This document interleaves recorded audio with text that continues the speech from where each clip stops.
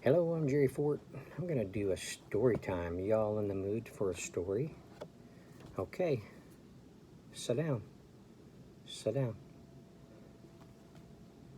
Everybody be quiet. Might take a minute. I'm taking my break.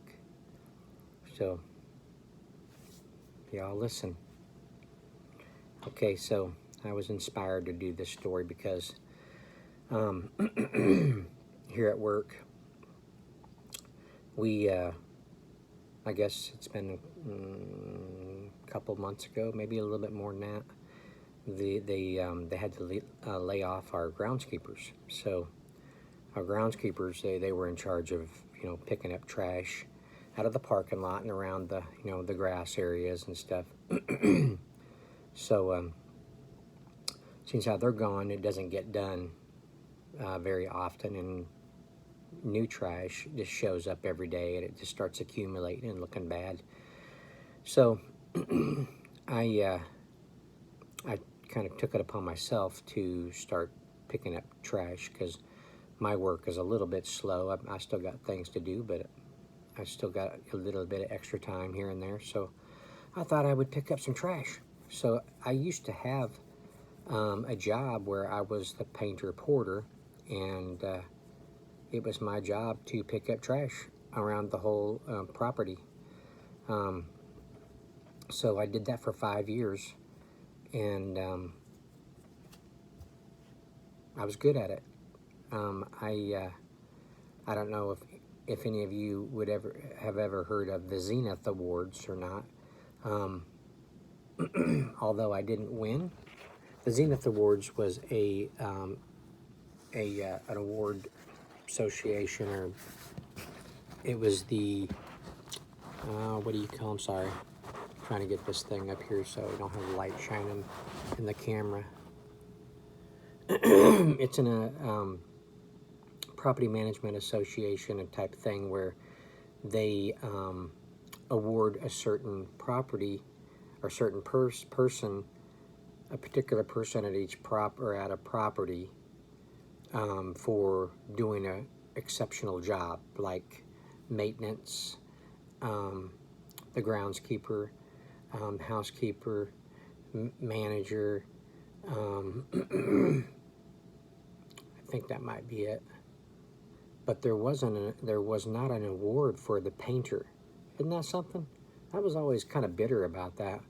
But anyway, but there was an award for best groundskeeper, and I got nominated, I want to say 3 times. If it wasn't 3 times, it was definitely 2 times. So I was nominated by my manager, my general manager, for groundskeeper of the year. And so in that case, what you do is you go and you, before some judges, they ask you questions and you answer them, and then they supposedly come by your property and look to see how things look. And so they give like an interview, and they interview like whoever's nominated. They interview them, and so I was up against another groundskeeper. I think he might have been just a groundskeeper. I don't know for sure if he was a painter too. But so I'm very detail oriented when it comes to picking up trash. I pick up things as small as cigarette butts, and I was very there's a description as anal retentive about about stuff like that. I took a lot of pride in my work, and I also had to, on the weekends, I'd have to come in and I would have to spend at least an hour on my property and pick up trash. It was like an every other weekend, because they alternated. The painter at another property would come and do my property the weekend that I don't do it. So so I had 2 other properties that I had to do on my day. So I had 3 total properties to go trash. So I got a lot of practice, and I did a good job. I'm not tooting my own horn or anything. I was, evidently it shows, I got nominated for the Zenith Awards for, twice. But anyway, so I didn't win. The guy that won, I had actually been to his property before, and when I go to somebody else's property, I look around. It's just a habit of mine. I look at their property, and I see, cigarette butts everywhere, and other garbage. The guy didn't do a good job, and why he won, I have no idea. It almost gives me the impression that the judges didn't come by and look at my property good enough, because the evidence showed that I picked up my garbage. I picked up cigarette butts, small things that if I saw it, I knew someone else is probably seeing it. So one of my things that I did to try to help the cigarette butt accumulation, keep it down, was people that well, first off, my manager sent out a notice to all people that smoked, and and on the notice it said Jerry was going to start initiating a cigarette butt bucket type program. We're just going to say program. So he's going to, for those of you that smoke and would like a cigarette butt bucket for your cigarette butts, he'll bring by one with some sand in it and put it by your door. Just let us know. Okay, well, I mean, that was good for a few people. Some people didn't pay no attention to it, didn't really care, about that. But I cared. And if I noticed that they smoked, I'd go ahead and bring them a bucket, I'd put it by their door anyway. Just, to be nice for one thing, and because, some people, who knows why they didn't call, and a lot of new people that move in. Well, my manager isn't going to give every new person a notice about cigarette butts, unless it's a big problem. So, so I would bring them a bucket. If I notice cigarette butts outside their door, I'm assuming it's them. So I give them a butt bucket, and sometimes I would leave most of the time I would leave a note showing the reason why I left a bucket outside the door. I just put, hello, my name's Jerry, I'm your porter. I just noticed some cigarette butts outside your door here, and so I thought I'd leave you a bucket to dispose of them, so that the area doesn't, start looking bad or something like that. That wasn't the exact words, but I said, thank you, I appreciate your cooperation, Jerry. And I'd leave it there, and a lot of times I'd come back the next day, and they were using it. So in that case, I would check all the buckets every day that I trashed my property, and I would take the cigarette butts out and throw them away for them. Keep it clean, keep it empty, so that they'll have room to stick another butt in there. So I was I had a good successful little thing going here, but I mean, still, in the parking lot, people just getting home, they throw it out into the parking lot before they go toward the door. Even if they have a bucket there, a lot of times they'll just flick it out into the parking lot. So I had to pick those up. A lot of times too, what I'd find is the people had balconies. Their back door had a balcony on it. It's the second floor, and a lot of times, because I trashed the back side of the apartments too, because people, they'll look out the balcony, look at the pond and stuff out there, and there's some woods, not too many, but they'll smoke out there and throw them off the balcony. And pretty soon I would, coming by there, I would see the cigarette butts, and I would look up at the balcony Okay. I kind of, I even got to the place where I would write down the brand. Let's just say Marlboro. Marlboro. Up above is 3907. So, next day I come by. Oh, another one. Marlboro. Huh? 3907's right up there. So, so it was a habit. I mean, I just would check and knew that that was 3907. Sometimes if I wasn't sure if it was 3907 or which one it was, I would see every 3 months we had to check apartments. We had to do filter changes. We had to check smoke alarms.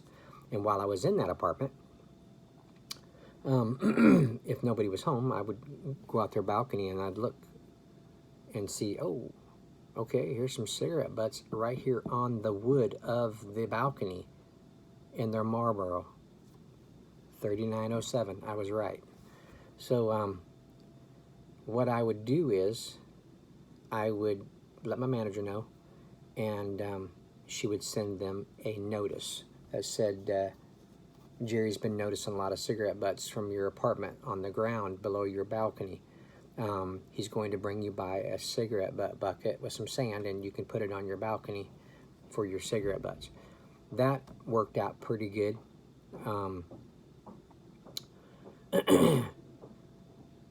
It worked out good.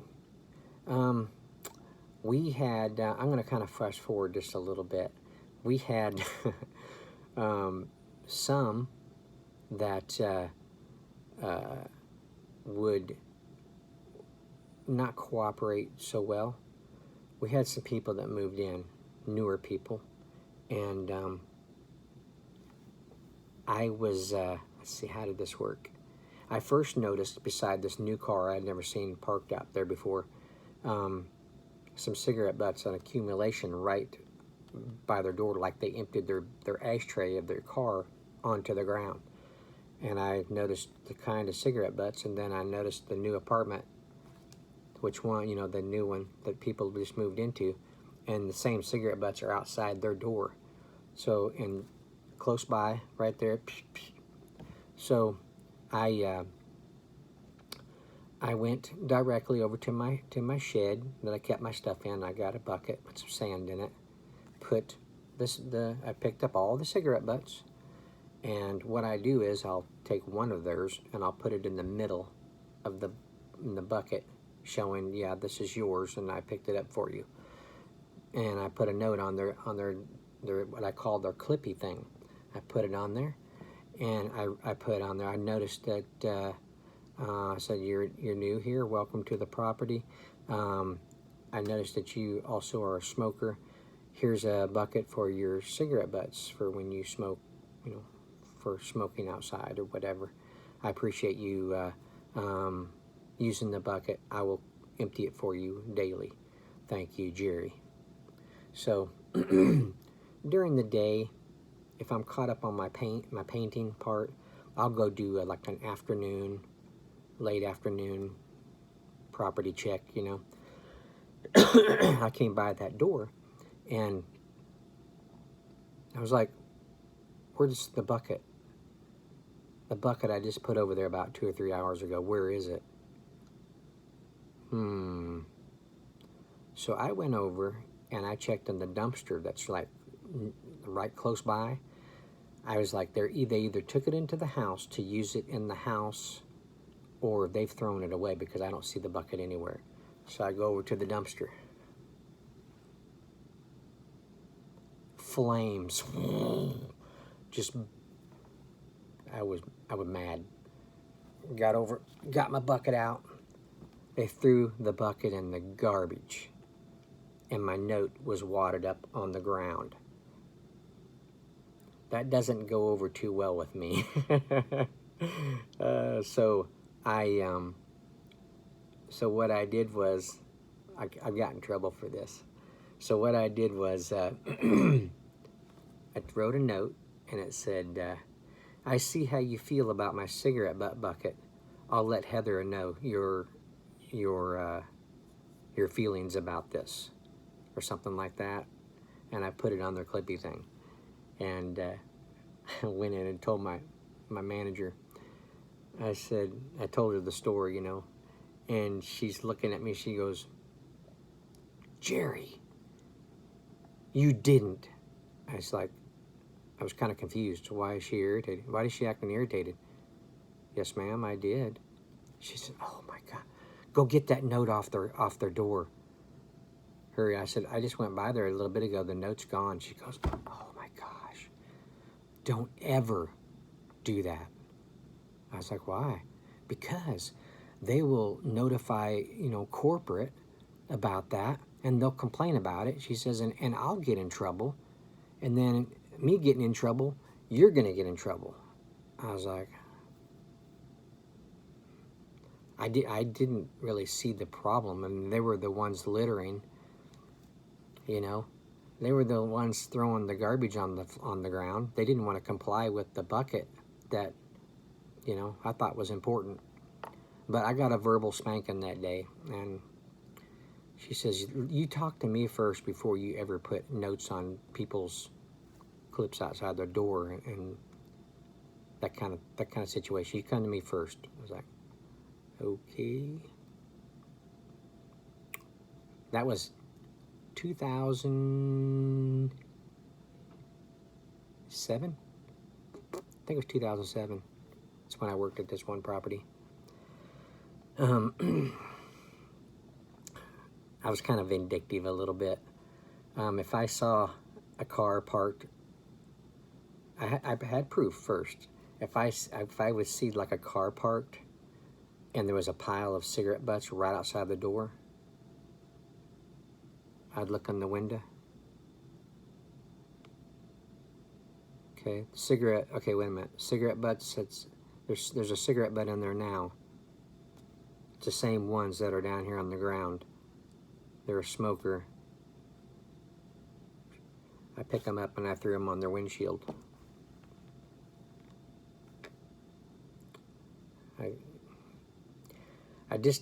I was very, had a lot of pride on my property, and it offended me that people didn't, people were, the dumpsters. We had dumpsters on each side. It wouldn't be nothing for people to, dump them out into a bag and throw it into the dumpster, or take your ashtray to the dumpster, empty it out in there. It just hit me wrong. It just hit me. It was just funny. The maintenance man that worked with me, he called me the butt Nazi. That's what he called me, because I was so picky about it. And let's see. I'll get back to him for a minute here in a minute. His name was Mike. The area maintenance supervisor, my maintenance man's boss, his name was Jerry. He would come. He was a smoker. He'd come to the property, and he would talk to Mike about some things. And a lot of times he'd be sitting back there. He'd have his foot up on his bumper of his pickup, and he'd be talking, smoking. And I'd be watching him. He'd flick it out into the parking lot. Oh, no, you didn't. He'd go inside the clubhouse, and I'd walk over there and grab and pick up his cigarette butt, and make sure it wasn't lit. I'd throw it in the back of his truck, in the back, in the tailgate, and the back end, of the truck. That's just the way I was. Mike, the maintenance man, I was in his truck with him. We just got back from lunch, and he was smoking his cigarette, and he's talking to me, and he had his window down, and he talk. He's deep into discussion, and it's like he starts laughing, and flicks it out the window, and I go, because I saw him do it. I'm out of my peripheral peripheral vision. I'm looking at him staring, and he's still laughing. He looks over at me, and goes, "Oh no!" He gets out and goes and gets the cigarette butt. He picks it up and puts it in. I mean, he's got an ashtray in his truck, but you know, it's for some people it's a habit. Do cigarette butts break down and go away after a while? Yeah, they're paper and other kind of a material in there, or not material, but it's like threading or filter type stuff, you know, and it breaks down. It gets wet and it breaks down, and eventually you could, you know, it'll disappear, but it takes a while, and until then, it makes your property look like crap. So it's just one of those things. But I got another story about something. I'm at 21 minutes. Oh my God, are you guys still watching this? Are you still interested in what I'm telling you? I'm going to go on. No, I'm going to stop. I'm going to make another story about this, okay? A different story. All right. If you watch this whole thing, I appreciate it. And that's a story time with Jerry right there. Like I said, I've told this story before a long time ago. Maybe not this much detail, but I've told it before. Thank you for watching. I appreciate it. We'll see you on the next one. All right, bye.